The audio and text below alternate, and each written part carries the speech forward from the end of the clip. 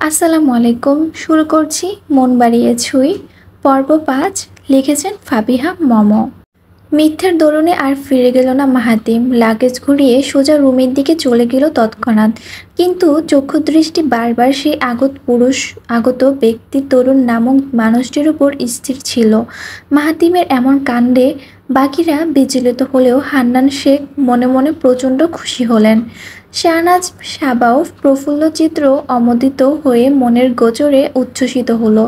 রুমে ফিরে শার্ট খুলতে খুলতে জানালার কাছে গেল মাহাতিম।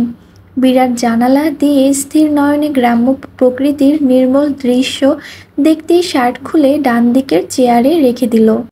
বুক ভর্তি নিঃশ্বাস ছেড়ে হাতের ঘড়িটা খুলতেই চিন্তিত চেতনায় ভাবতে লাগলো, কেন আজ চলে গেল না? শেষ মুহূর্তে মিথ্যে বলার কি দরকার ছিল? তরুণের আগমন দেখে মন কেন অস্থির হলো? না হওয়াটাই কি স্বাভাবিক ছিল না? মাহাতিম যখন এসব প্রশ্ন নিয়ে চিন্তার দেয়ালে ছক করছিল, ওই সময় ওর ডান পকেট থেকে মোবাইল বস্ত্রটা ভাইব্রেট হয়ে উঠল। ঘড়ি খোলা বাদ দিয়ে সদ্বিদ ফিরে পেল মাহাতিম। পকেট থেকে সেটা বের করতেই স্ক্রিনের দিকে এক নজর তাকালো। কলের সবুজ আইকনের উপর সোয়াইপ করে ফোনটা কানে রাখলো। নিজের শান্ত স্থির আচরণটা ১ সেকেন্ডের মধ্যে পরিবর্তন করে তীক্ষ্ণ গম্ভীরে রূপে সায় দিয়ে বলল, হ্যালো। ছোট্ট শব্দটা কানে যেতেই সেকেন্ডের মধ্যে ওপাশ থেকে উত্তর চলে আসলো, আপনি কি আজ ফিরবেন না আনসারি? আপনার মেসেজটা দেখে আমরা কিন্তু খুশি হইনি। ডান হাতে কানে ফোন ধরে পকেটে বাম হাত ঢুকিয়ে চোখের দৃষ্টি শক্ত করল মাহাতিম। গলার সুরটা রুক্ষ মেজাজে কনভার্ট করে কঠোর সুরে বলল, আমি আজ আসছি না। এখনও আপনাদের কাছে অফিসিয়াল মেইলটা পাঠানোর সময় পাইনি, তাই টেক্সট মাধ্যমে কনফার্ম করে জানিয়ে দিয়েছি আমার কিছুদিনের জন্য ছুটি প্রয়োজন। আমি এখন আসার মতো মানসিকতায় নেই। আমি কিছুদিন ছুটি চাই। আশা করব বিগত বছরগুলো ছুটি এই মুহূর্তে ফিরে পাব। এমন উত্তরটার আশা করেনি ও পাশের ব্যক্তি, তাই বিরস মুখে শান্ত ভঙ্গিতে বলল, আপনি যদি বিগত বছরের ছুটিগুলো এই বছর চান তাহলে নিতে পারেন, কিন্তু এটার জন্য আবেদন লিখে হেড অফিসে পাঠিয়ে দিয়েন। আশা করব খুব শীঘ্রই আপনি আপনার কাজে ফিরবেন। ধন্যবাদ। মাহাতিম উত্তরটা শুনে কঠোর ভঙ্গিতে বলল, ধন্যবাদ। ফোনটা কেটে পিছু ফিরতেই থমকে গেল মাহাতিম। রুমের ভেতর সবগুলো হারামির দল এসে উপস্থিত। মাহাতিম ওদের দেখে এক পাশে একটা হাসি দিয়ে বলল, মুখের অবস্থা এমন কেন? আমি তো চলে যাচ্ছি না। পুরো ৮ জনের দৃষ্টি তখন বিষণ্ণ মলিন ভারাক্রান্ত। মাহাতিম ওদের ব্যাপারটা ঠিকমতো বুঝতেই কিছু একটা বলতে নেবে, ওই মুহূর্তে ঝড়ের মতো ছুটে এসে ঝাঁপিয়ে পড়ল মাহাতিমের উপর। মাহাতিমকে ঘিরে সবাই যেন লতার মতো ঝাপটে ধরল। মাহাতিম ওদের অবস্থা দেখে নির্বাক হয়ে গেল। বিমূঢ় ভঙ্গিতে সবার দিকে তাকিয়ে থাকতেই হঠাৎ শান্ত হয়ে সবার মাথার পিঠে গালে হাত বুলিয়ে বলল, আমি তো যাচ্ছি না পাগলের দল। আমি তো আছি কিছুদিন। শুধু শুধু মন খারাপের মানে আছে? এই দেখ, তোদের সামনেই তো সব কিছু বলে দিলাম। গত বছর যেই ছুটিগুলো পাওনা ছিল সেগুলো এখন নিয়ে নিলাম, তবুও তোরা মন খারাপ করে আছিস। দেখি সবগুলো ছাড়তো। কি হলো, ছাড়বি না? সবগুলো সোজা হয়ে দাঁড়া বলছি। মাহাতিমের এক আদেশে সবাই ওকে ছেড়ে দিল, কিন্তু তখনও ওরা নতমুখে দৃষ্টি উদাস করে রইল। মাহাতিমের সবার উদ্দেশ্যে কঠোর রূপটা বজায় রেখে বলল, মা যতদিন পর্যন্ত এখানে থাকতে চাইবে আমিও ততদিন পর্যন্ত এখানেই থাকব। যেহেতু যাওয়া ক্যান্সেল, এই জন্য এখান থেকে সবগুলো বিদায় হ। যদি দেখছি মন খারাপ করে বসে আছিস, বেল্টের বাড়ি একটাও নিচে পড়বে না। কথাগুলো ভালো মতো আমল করে চুপচাপ এখান থেকে যা। কথাটুকু শেষ করতেই কোমর থেকে শান্ত ভঙ্গিতে বেল্ট খুলতে উদ্যত হলো মাহাতিম। এই দৃশ্য দেখে আর একটাও রুমে দাঁড়িয়ে থাকলো না। দুম করে রুম থেকে ছুটে গেল সবাই। মাহাতিম একটানে বেল্ট খুলতে ওদের ভীত অবস্থা দেখে নিঃসন্দেহে হেসে দিল। ভীতু পাগল বোকার দল, এভাবেও কিনা মন খারাপ করে যাওয়ার কথা শুনে। বিকেলের দিকে সূর্যের আঁচটা কমে এলো। মাহাতিম একটা কালো সাদার চেক শার্ট পরে রুম থেকে বের হলো। বাড়ির সবাই যেন তরুণের জন্য খুশ গল্প মেতে উঠেছে। হইচই কলরবে জমজমন লাগছে আঙ্গিনার চৌকিতে। বড় ছোট সবাই থাকলেও কেবল একজন ছিল না সেখানে। সকাল থেকেই দেখা হয়নি তার সাথে। কোথায় আছে, কেমন আছে খোঁজ নেওয়া হয়নি এখনো। মাহাতিম সদা সর্বদার মতো নেভি ব্লু প্যান্টের দু হাত ঢুকিয়ে সিঁড়ি দিয়ে নামলো। মাহাতিম সবাইকে দেখতে পেল, আঙ্গিনার কেউই ওকে দেখতে পেল না। তরুণ সবাইকে নিয়ে গোল মজলিস বসিয়েছে। সেখানে হরেক পদের নাস্তা সাজিয়ে সবাই আড্ডা দিতে বসে গেছে। ছোট থেকে কোলাহল একটু কম পছন্দ মাহাতিমের। সে চোখ দুটো তীক্ষ্ণ করে শামীমকে ইশারা করার জন্য ওর দিকে তাকালো, কিন্তু শামীম তো দূর। এদিকে তরুণের বসে কাবু হয়ে একটা কাজিনও ওর দিকে খেয়াল করলো না। মাহাতিম নিরুদ্ধের ভঙ্গিতে ছোট্ট নিঃশ্বাস ছেড়ে যেই সেখান থেকে সরে যাবে, ঠিক তখনই সে মাহাদিকে দেখতে পেল। দেখার সাথে সাথেই খেলার মতো মাহাদিকে ডাক দিয়ে কাছে আনলো। পকেট থেকে ডান হাত বের করে মাহাদির কাঁধে রেখে মাথা কিছুটা নিচে ঝুঁকালো। মাহাদির মাসুম চেহারার পানে সরল দৃষ্টি ছুঁড়ে বলল, একটা কাজ করবি? করলে তোকে অনেকগুলো চকলেট দিব। আর যদি ঠিকমতো কাজ করিস তাহলে ফোনটাও সিওসি খেলার জন্য পাবি।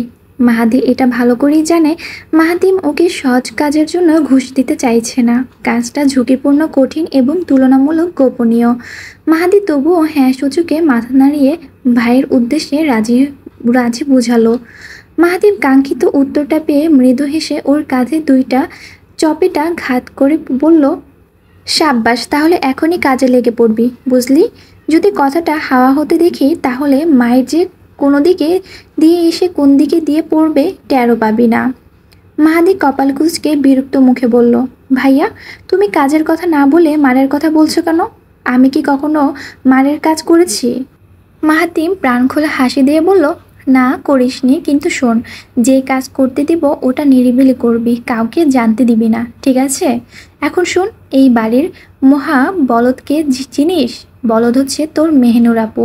ওই বলদটা এখন কোথায় আছে, কি করছে সেটা একটু চেক দিয়ে আমাকে বলে যা। সাবধান, বরাবর বলতেছি, কেউ যেন না জানে। জানলে তোর চামড়া ছিলে শুলে চড়িয়ে দেব। মাহাদি আরও কয়েক ধাপ বিরক্ত হয়ে ভ্রু কুঁচকানো অবস্থায় বলল, আমি গরুও না, খাসিও না। আমার চামড়া না তুলে তুমি একটা বিয়ে করো। ছোট মুখে বড় কথা শুনে তাজ্জব হয়ে গেল মাহাতিম। আশ্চর্য হয়ে মাহাদির গায়ে জোর এক ঘা বসাবে অমনি মাহাদি দৌড় মেরে আঙ্গিনা পেরিয়ে মেয়েদের দোতলার দিকে ছুটে গেল। 3 সিঁড়িতে একসঙ্গে টপকে দ্রুত বারান্দা পেরিয়ে মেহনুরের রুমে ঢুকে গেল। এরপর আর দেখতে পেল না মাহাতিম। চুপচাপ পা চালিয়ে সবার অগোচরে বাইরে চলে গেল। মেহনুর বিছানায় শুয়ে সাপমোচন পড়ছিল। রুমের ভেতর মাহাদির আকস্মিক আগমনে বই থেকে দৃষ্টি সরিয়ে দরজার দিকে তাকালো মেহনুর। মাহাদি তখন হাঁপানো অবস্থায় জোরে জোরে শ্বাস টানছিল। এমন অপ্রতিভ অবস্থা দেখে মেহনুর বেশ উদ্বিগ্ন হয়ে ধীর গতিতে বালিশ থেকে মাথা উঠিয়ে বসল। বইটার ভেতর ফিতা টেনে সেটা বন্ধ করে পাশে রাখলো। তড়িৎ বেগে মাহাদীপের দিকে 2 হাত বাড়িয়ে কাছে আসার জন্য ইশারা দিতে মাহাদি ফিচেল হেসে একদমে ছুটে এলো। মেহনুরকে ঝপাক করে ঝাপটে ধরলে কোমরের কাটা জায়গাটা চিনচিন করে উঠল মেহনুরের। তবুও ব্যথাটা হজম করে মাহাদির পিঠে হাত বুলিয়ে বলল, সারাটা দুপুরের মধ্যে একবারও আসলে না কেন? তোমার জন্য অপেক্ষায় ছিলাম তো। ভেবেছিলাম তোমাকে ধরে ধরে একটু বাইরে যেয়ে ঘুরে আসবো, কিন্তু তুমি আর এলেই না। মাহাদি আরও শক্ত করে মেহনুরের গলা জড়িয়ে ধরল। মেহনুর দফায় দফায় কাটা জায়গায় ব্যথা পেল, দূরে সরালো না মাহাদিকে। মাহাদি কঠোরভাবে ঝাপটে ধরে অপরাধী ভঙ্গিতে বলল, মনে ছিল না আপু? তুমি কি আমার উপর রাগ করেছ? আমি নিচে একটু খেলছিলাম। সবাই বলল তুমি নাকি অসুস্থ, এই জন্য আম্মুও তোমার কাছে আসতে দিল না। মাহাদির কথা শুনে খিলখিল করে হেসে দিল মেহনুর। মাহাদিকে ছেড়ে দিয়ে ওর গোলুমুলো গাল দুটোর নরম হাত রেখে বলল, আমি অসুস্থ না মাহাদি, সামান্য একটু কেটে গেছে, এই জন্য আমি হাঁটতে পারি না, মানে হাঁটার সময় একটু কষ্ট হয়। মাহাদি ড্যাব ড্যাব করে তাকিয়ে রইল মেহনুরের দিকে। মেহনুরের মুখটা যেন জ্বরের পর শুকিয়ে গেছে, সেই সঙ্গে কোমরের কাটাও গভীরভাবে কেটেছে। নিষ্পাপ মাহাদির মনটা যেন সঙ্গে সঙ্গে বিষণ্ণ করুণার ক্ষুণ্ণ হলো। মেহনুরের দিকে দৃষ্টি দিয়ে নম্র কণ্ঠে বলল, আপু, তুমি তাড়াতাড়ি ভালো হয়ে যাও। তোমাকে এমন দেখলে ভালো লাগে না। তুমি আমাকে সেদিনের মতো আম ভর্তা বানিয়ে খাওয়াবে, আমাকে নিয়ে ঘুরতে যাবে আপু। আপু, তুমি তাড়াতাড়ি সুস্থ হও। মেহিনুর কেমন যেন নাড়া খেলো ওর কথায়। ছোট্ট মনটা যেন আকুতিতে জানান দিচ্ছিল মেহিনুরের জন্য সে হৃদয়াক্রান্ত। মেহিনুর কিছু না বলে মাহাদির গালটা ধরে কপালে চুমু খেলো। ওর কপালের চুলগুলো সরিয়ে দিতে আচমকা মনে হলো মাহাদির কপালটা একদম মাহাতিমের মতো। দুই ভাইয়ের চোখ দুটো একই রকম স্বচ্ছ। মাহাতিমের চুলগুলো জেলের কারণে সেট সেট করা থাকে। অপরদিকে মাহাদির চুলগুলো বাতাসের মৃদু ঝাপটায় উড়তে থাকে। মাহাদির হাত টেনে পাশে বসালো মেহিনুর। বালিশের কাছে নৌকাডুবি পারাপার বাবলি চন্দ্রনাথ সবগুলো বই সরাতে ব্যস্ত হলে হঠাৎ কথা জুড়ে দিল মাহাদি। আপু, তুমি আমাদের বাসায় যাবে? আমাদের বাসায় যদি যাও তাহলে ভাইয়াকে বলে অনেকগুলো বই তোমাকে কিনে দেব। আমাদের সাথে যাবে? মেহিনুর ব্যস্ত ভঙ্গিতে বই গুছাতেই হাসি দিয়ে বলে, তাই? তোমাদের বাসায় গেলে অনেক বই কিনে দিবে? মাহাদির চটপট মেজাজের প্রফুল্লে সুরে বলল, তুমি চাইলে তো দিবই। তাছাড়া জানো, ভাইয়ার রুমে আমার ঢুকতে ইচ্ছে করে না, কি বৃষ্টি যে করে রাখে। মেহিনুর এই কথা শুনে সৌজন্যতার খাতিরে প্রশ্ন করে, কেন? মাহাদি মুখ তেতো করে বলে, ভাইয়ার রুমটা যত সব হাবিজাবি জিনিসে ভরা। ট্রেডমিল, ডাবেন, টায়ার, বক্সিং জিনিস দিয়ে এলোমেলো থাকে। কেউ যদি ওইসব ধরতে চায়, ভাইয়া যা বকুনি লাগায় না, কেউ আর দ্বিতীয়বারের ভাইয়ার রুমে যায় না। মেহিনুর বইগুলোর খাটের পাশে টেবিলের উপর রাখতেই বলল, ওহ। মাহাদি এখানে থামল না। সে আরও কথা যুক্ত করে বাচালের মতোই বলতে লাগলো। এদিকে মাহাতিম উঠানের অপেক্ষা করতে করতে শেষমেশ জিপ নিয়ে বেরিয়ে গেল। সন্ধ্যার আধারটা ঘন করে নামলে তরুণেরা সবার যেন নামাজের উছিলায় ভেঙে গেল। সেদিন আর দেখা সাক্ষাৎ হলো না ওই অসভ্য পুরুষটার সাথে। স্বস্তির সাথে নিঃশ্বাস ছেড়ে সুরাইয়ার রুমে ঘুমালো মেহিনুর। সুরাইয়ার সাথে রুমের বদলাটা সবার অজান্তে করে ফেলল। এদিকে রাতের বেলা সুরাইয়া এসে মেহিনুরের রুমে ঘুমালো।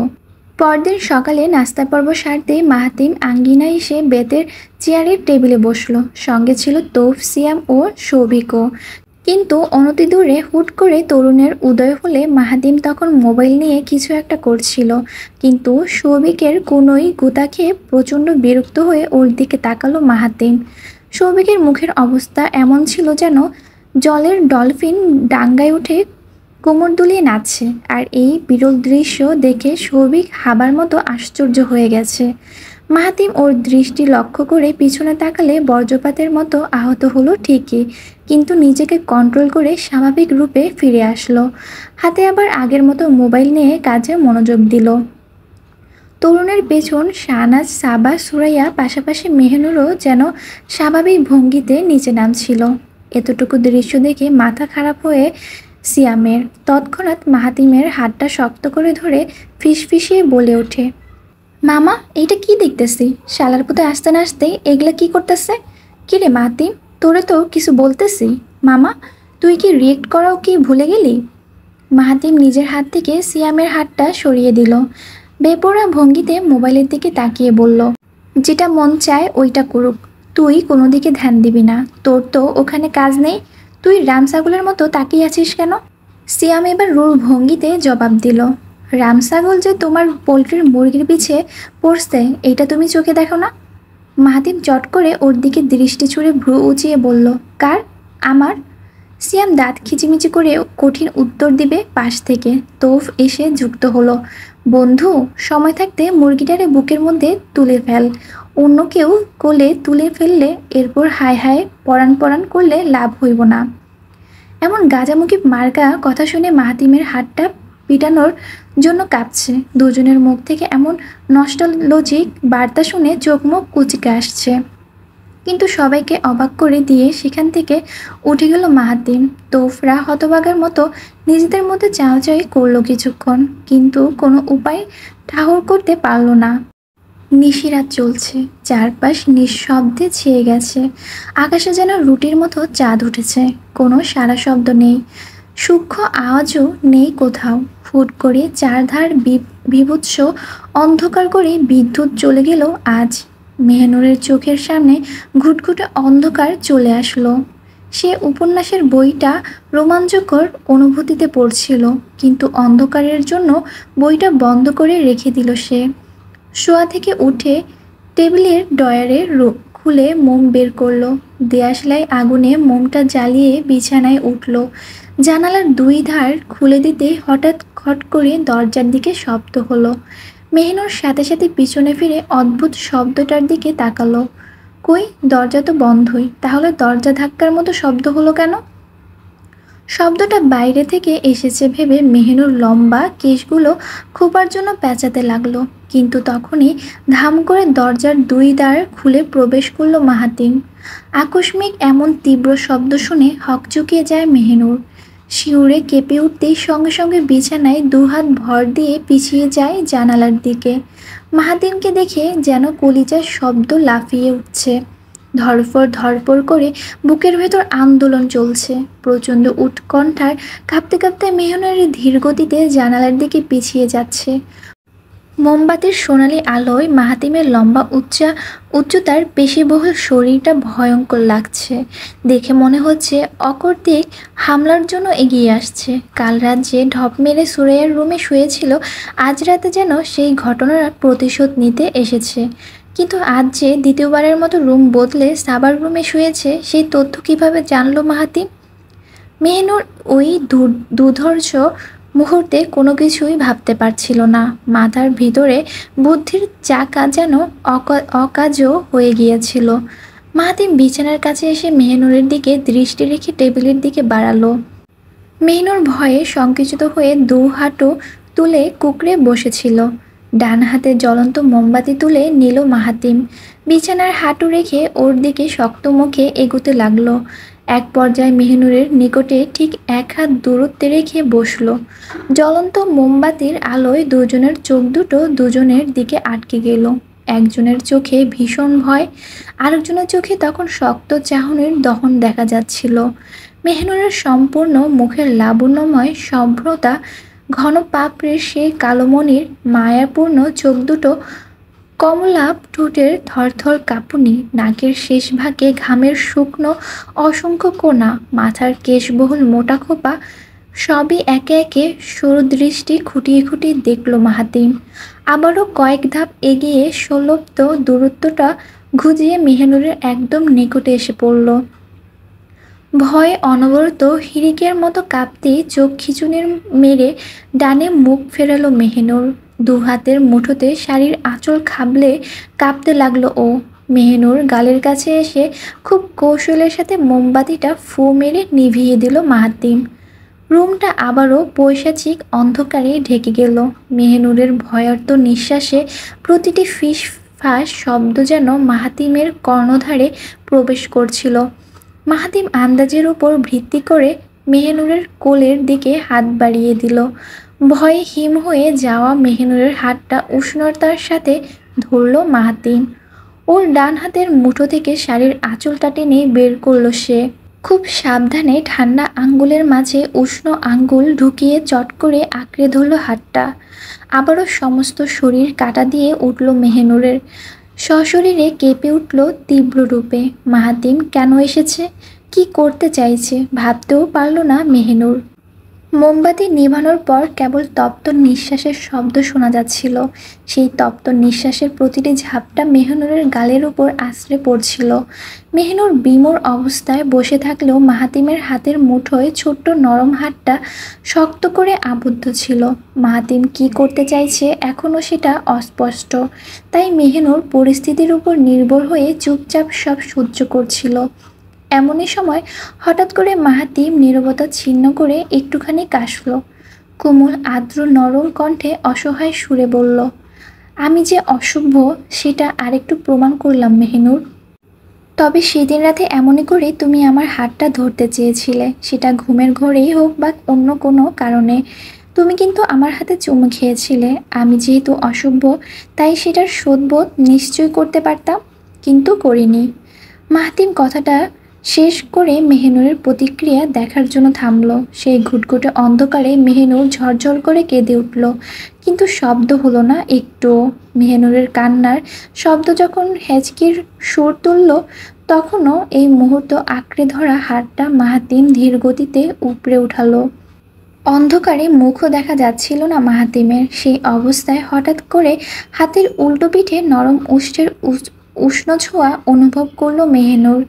অস্পষ্ট শব্দ করে তুমুল আকারে কেঁপে উঠল সে, কিন্তু মাহাতিম সেটা দমন করে মৃদু কণ্ঠে বলে উঠল, হিসাব সমান সমান হলো।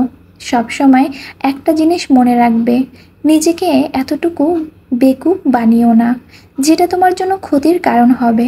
আজ শুধু এই কারণেই এসেছি, মলমটা দিয়েছো কি না সেটা দেখতে, কিন্তু আফসোস ভংচং করে সেটা আর লাগাওনি। যাই হোক, পরবর্তীতে ইনফেকশন হলে শহরে আসার অনুরোধ রইল।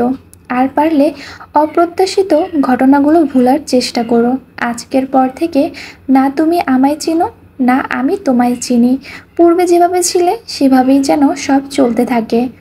আমি মাত্র কিছুদিনের জন্যই আছি, তাই কষ্ট করে আমার সামনে থেকে নিজেকে একটু দূরে রাখার চেষ্টা করো। কথা শেষ করতেই হাত ছেড়ে দিল মাহাতিম। সেটা এমনভাবে ছেড়ে দিল, সেটা যেন ছুঁড়ে মারার মতো ঘটনা হলো।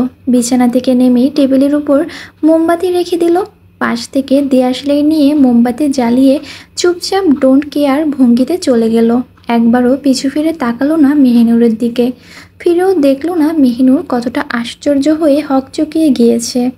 হতভম্ব মেহিনুর তার হাতটা ঘুরিয়ে উল্টো পিঠের দিকে তাকালো। নাক টেনে বাম হাতের তালুতে চোখ মুছে সেই উষ্ণ স্পর্শ করা জায়গাটা দেখতে লাগলো।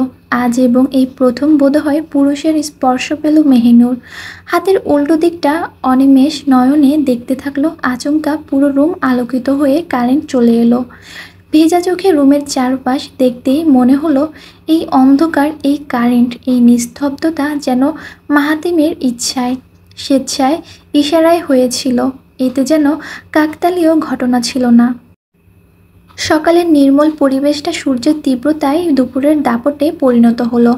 বাড়িতে আজ বড় করে খাওয়া দাওয়ার ধুম লেগে গেল। শুরু হলো রান্নার জন্য মহিলাদের দৌড়াদৌড়ি, পানি আনার জন্য মেয়েদের ছুটাছুটি, সবজি কুটার জন্য সকলের হাতাহাতি একসঙ্গে শুরু হলো সকাল থেকে। সুজলা, শেফালি, মাহমুদা রান্নাঘরে গিয়ে সব কাজ দেখতে লাগলো। মার্জা এসে যুক্ত হলো ধনিয়া পাতা বাছার কাজে, কিন্তু সবচেয়ে কঠিন কাজের একটা এসে পড়ল শেফালির কাঁধে। কচুরলতি কাটার মতো ভয়াবহ চুলকানের কাজটা শেফালির করতে হবে। উপায় ঠাউর করতে না পেরে ডালাভর্তি কচু এনে আঙ্গিনায় এসে বসলো তখন। এদিকে শাহনাজ, সাবা, সুরাইয়া, মেহিনুর উঠানের দিকে বড়ই পাড়ার কাজে ছিল। হঠাৎ সেদিকে চোখ পড়তেই শেফালি এক হাঁক দিয়ে সবগুলোকে আঙ্গিনায় এনে হাজির করলো। শাহনাজ কচুর ডালা দেখেই বুঝে যায় মেজমা এখানে খাটাতে ডেকেছে। শেফালি সবগুলার দিকে তিরিক্ষ দৃষ্টি ছুড়লে শেষমেশ প্রতিশোধের মেজাজটা মেহিনুরের উপরে ফেলিয়ে বলল, এই ঢঙ্গি, এইদিকে আয়। এই পিড়িতে বসতে পারবি না তুই, নাকি কোমর নিয়ে টাফালিং করবি? মেহিনুরের ঘাটা সকাল থেকে শুকিয়ে আসছে, কিন্তু বেশি চাপের কাজ করলে জায়গাটা কাঁচা হয়ে যাবে। মেহিনুরের অমন নীরবতা দেখে ধমকে উঠল শেফালি। একসঙ্গে চার বোনই প্রচণ্ড রূপে ভয়ে চমকে উঠল। মুখ কালো করে চোখ নিচু করে সবাই কাচুমাচু করছিল, কিন্তু শেফালি সেটা ভঙ্গ করে হাত ধরে টেনে মেহিনুরকে পিড়িতে বসিয়ে দিল। রান্নাঘরের দিকে এক পলক দৃষ্টি দিয়ে মাথার ঘুমটা আরেকটু মাথায় টেনে এবার বাকি তিনজনের দিকে ক্ষিপ্ত দৃষ্টিতে তাকালো। কপাল কুঁচকে এমন গালি দিল, কেউ আর দাঁড়ালো না সেখানে। মেহিনুর জানে সে যদি এই মুহূর্তে একটা টু শব্দ উচ্চারণ করে তাহলে ঠাস করে চড় মারতেও এই মহিলা দেরি করবে না। বাড়িতে সৌভিক, নীতিরা গ্রাম দেখতে মাইক্রো নিয়ে বেরিয়েছে। কাছাকাছি সুন্দর জায়গাগুলো দেখতে কিছু সময়ের জন্য বাইরে গেছে। মাহাতিমও জিপ নিয়ে কিছু সময়ের জন্য ভিজিটিং স্পষ্ট দেখতে গিয়েছে। এদিকে ঘন্টার পর ঘন্টা কচু কেটে হাত কালো হয়ে যায় ওর। মারাত্মক চুলকাতে শুরু করে হাতের তালু। একদিকে হাত চুলকাতে থাকে, অন্যদিকে কাঁধ থাকে কচু। দূর থেকে শাহনাজ, সাবা সব দেখলো মেজমার ভয়ে এক পাও এগুতে পারছে না। অপরদিকে সুরাইয়া শেফালির সাথে চৌকিতে বসে অ্যালোভেরার জেল বের করছে। ফেস প্যাকের জন্য চন্দনগুঁড়া, মুলতানি মাটি মিক্স করে সেখানে অ্যালোভেরার জেল নিংড়ে রাখছে। হঠাৎ আরও উপাদান মেশানোর জন্য শেফালি দ্রুত মেয়েকে নিয়ে ঘরের মধ্যে চলে গেল। ঠিক ওই মুহূর্তে জিপের শব্দ তুলে মাহাতিম এসে ভিড়ল।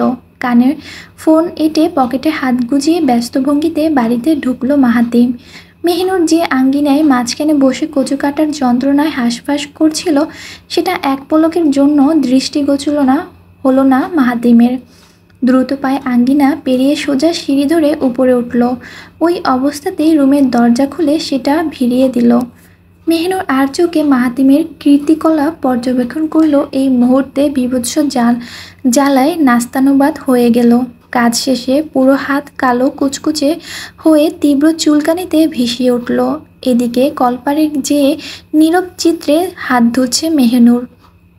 সাবা কল চেপে দিলে শাহনাজ মগ কাত করে ওর হাতে পানি ঢালছে। শাহনাজ রাগে গজগজ করতে ক্ষিপ্র সুরে বলে ওঠে, মেজমা এই কাজটা ইচ্ছে করে করলো। সে ঠিকই জানতো তোর অবস্থা এখন খারাপ, আর তুই কচু কাটার জন্য উপযোগী না। এই বদমাশ মহিলা আমাদের শান্তি দিল না মেহিনুর, একটুও শান্তি দিল না। কাকা যে কেমন বজ্জাত মহিলাকে বিয়ে করেছে, সেটা যদি 1 ইঞ্চি কাউকে দেখাতে পারতাম। পোড়া কপাল, কেউ জানেও না এই শয়তান মহিলা আমাদের 3 জনকে খাটিয়ে মারছে।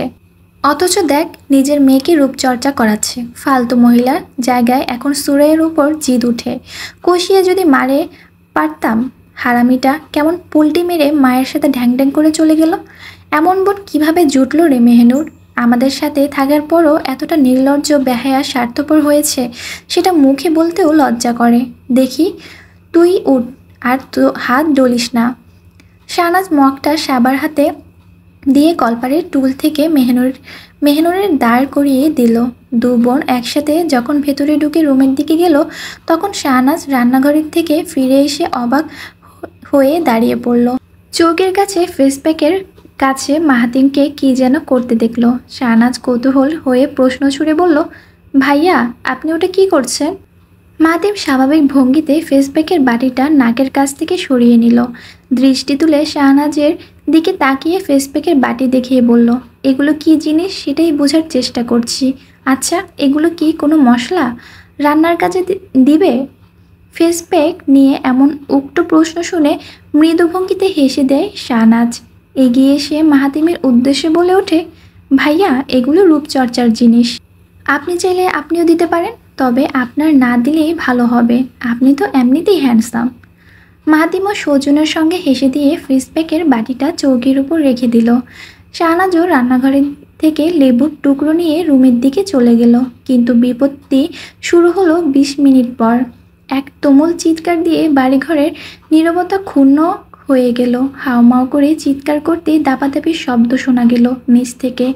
কেউ গলা ফাটিয়ে মা ও মা গো বাঁচাও বলে আহাজারি করছে। শাহনাজ, সাবা, মেহিনুর তৎক্ষণাৎ রুম থেকে বেরিয়ে সিঁড়ি ধরে নিচে নামে। কোমরের ব্যথার জন্য আবারও জায়গাটা চিনচিন করে উঠল মেহিনুরের। সেটা দাঁতে কামড়ে নিচে এসে হাজির হয়। এসে দেখে শেফালি পাগলের মতো কপাল চাপড়ে হায় হায় করছে। অন্যদিকে সুরাইয়া মুখে ফেস প্যাক লাগিয়ে কান্নারত অবস্থায় 2 গাল চুলকিয়ে যাচ্ছে। সুজলা এসে ভেজা আঁচল দিয়ে ওর ফেস প্যাক তুলে চুপ করার জন্য সান্ত্বনা দিচ্ছে। মাহমুদা চটজলদি কলপার থেকে ঠান্ডা পানি এনে মুখ ধোয়াতে থাকে। মারজা দ্রুত শেফালিকে ঠান্ডা হতে বলে। শাহনাজ এতটা আশ্চর্য হয়ে যায় সে আর কিছুই বলতে পারল না। সাবাও মুখ 2 হাত দিয়ে বিস্ফোরণ চাহনিতে তাকিয়ে আছে। মেহিনুর কৌতূহল দৃষ্টি তাকিয়ে থাকলো। পুরো ঘটনা নিয়ে মন খচখচ করতে থাকলো। কি মনে করে যেন অপোজিট দোতলার তাকালো। অমনি দেখতে পেল বারান্দায় রেলিংয়ে 2 হাত ফেলে মাহাতিম শান্ত দৃষ্টিতে তাকিয়ে আছে। দুজনের দৃষ্টিতে চোখাচোখি হতেই মাহাতিম অদ্ভুত ভঙ্গিতে বাঁকা হেসে দিল।